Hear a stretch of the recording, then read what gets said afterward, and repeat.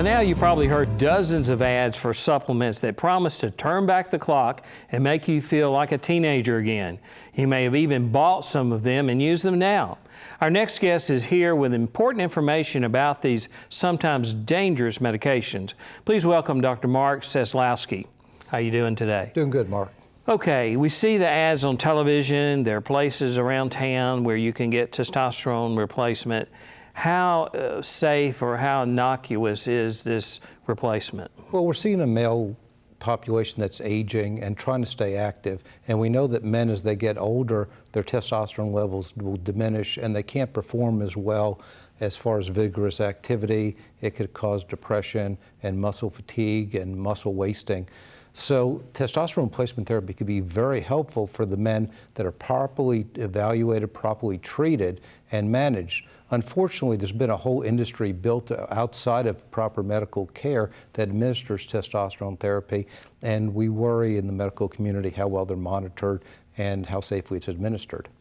There's always been a question, do men really have menopause like women have? Well, they do have what we call andropause, which is declining testosterone levels as they age. And as I mentioned, men are getting older and staying active, so as they're trying to do the things that they tried to do when they were younger, they're finding it harder to accomplish that.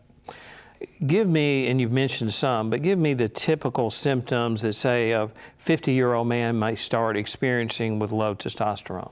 Well, it might be something like depression. It could be decreased sexual desire or libido. It could be wasting of muscle mass.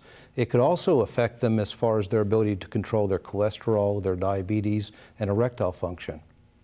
Now, when a patient comes in and they're concerned about, they've heard about it, they've actually asked me to draw a testosterone level on them, and we get a testosterone level and it's low.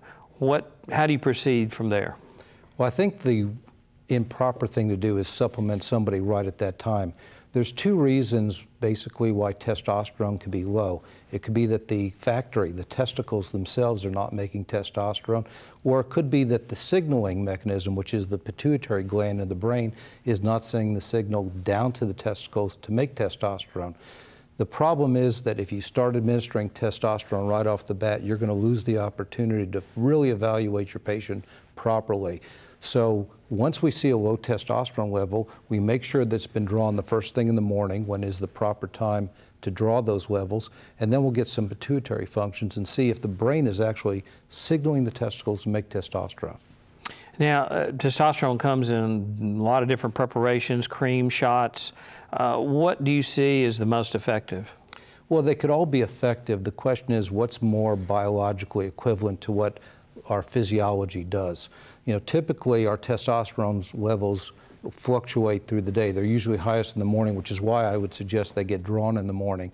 But our testosterone levels don't peak to 1,200 and then drop to 200 inside of 2 weeks. And that's the problem with a lot of the preparations that are given in shot clinics where men get very high and low.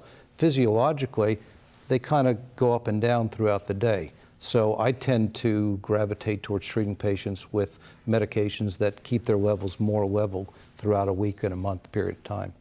And what are some of the typical side effects that you look for on therapy?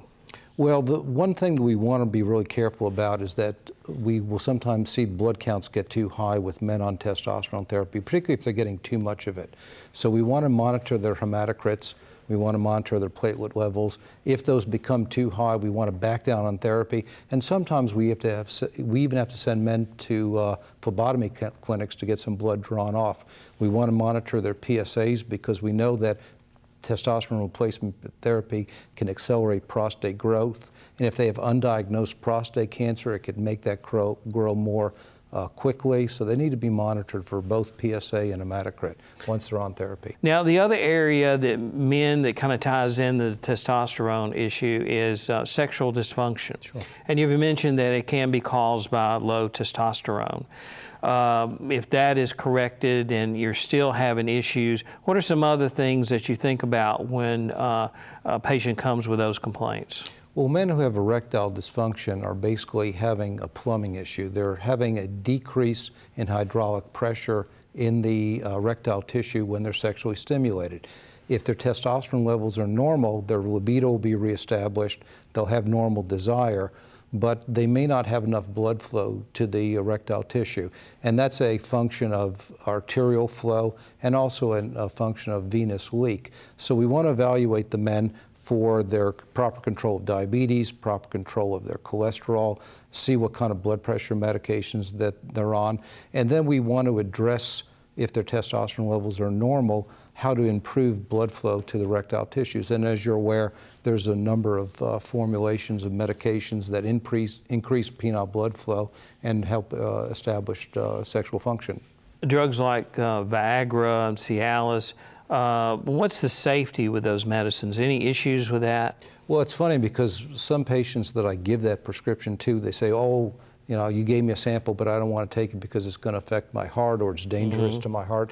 The really kind of interesting thing is that the medications were actually developed as heart medications. They turned out not to be great heart medications, but then the test patients didn't want to give them back because they were getting erections again. So medications like Viagra or Levitra are safe to take as long as patients are not taking nitrates along with it. Medications like nitroglycerin paste or nitroglycerin tablets can cause a significant decrease in blood flow where they could have dangerously low blood pressures. Right. Well, thank you so much. Very important information about that. Coming up next, we'll talk about prostate cancer with a local expert. Stay tuned to Health Matters.